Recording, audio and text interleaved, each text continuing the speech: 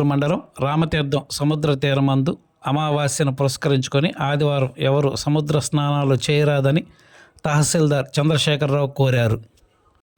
ఈ మేరకు ఆయన విలేకరులతో మాట్లాడుతూ సముద్రంలో గత తుఫాను కారణంగా గుంటలు ఏర్పడ్డాయని, ఈ కారణంగా ప్రమాదాలు జరిగే అవకాశం ఉందని, దీనిని దృష్టిలో ఉంచుకొని ఆదివారం ఎవరు సముద్ర స్నానాలకు రావద్దని సూచించారు. ఒకవేళ వచ్చినా కూడా సముద్రంలో దిగవద్దని, సముద్రపు నీళ్లు ఒడ్డుకు తెచ్చుకొని తల స్నానాలు చేయాలని ఆయన విజ్ఞప్తి చేశారు. ఇటీవల అల్లూరు మండలం ఇసుకపల్లి తీరంలో కూడా 4 విద్యార్థులు సముద్ర స్నానాలకు వెళ్ళి గుంతల్లో పడి గల్లంతయ్యారని, వీరిలో 3 మృత్యువాత పడ్డారని ఆయన ఆవేదన వ్యక్తం చేశారు. దీనిని దృష్టిలో ఉంచుకొని రామతీర్థం బీచ్లో సముద్ర స్నానాలను నిషేధించడం జరిగిందన్నారు. తమ పిల్లలు సముద్ర స్నానానికి వెళ్తున్నప్పుడు కూడా పెద్దలు అడ్డుకోవాలని ఆయన సూచించారు.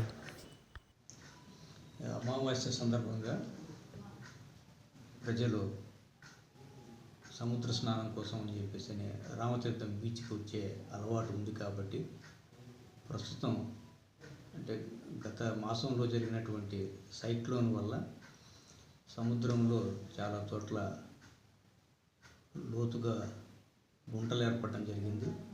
దీనివల్ల ఏ గుంతల్లోనో ఈ గోతులోనో పడితే చాలా ప్రమాదం. నిన్న అల్లూరు మండలంలో కూడా ఇదే విధంగా 4 పిల్లలు వెళ్ళేసి చనిపోవడం జరిగింది.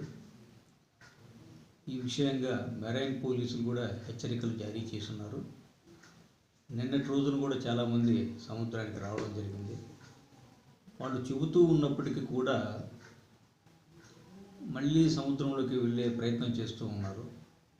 కనీసం పెద్దవాళ్ళైనా వాళ్ళని చెప్పి ఈ విధంగా సముద్రం అల్లకల్లోలంగా ఉంది, ఇబ్బంది పడతారు అని చెప్పేసి వాళ్ళని కంట్రోల్ చేయాల్సిన బాధ్యత పెద్దలది. పెద్దలు కూడా గమ్ముగా ఉంటే రేపు నష్టం జరిగితే అందరం బాధపడాల్సి ఉంటుంది.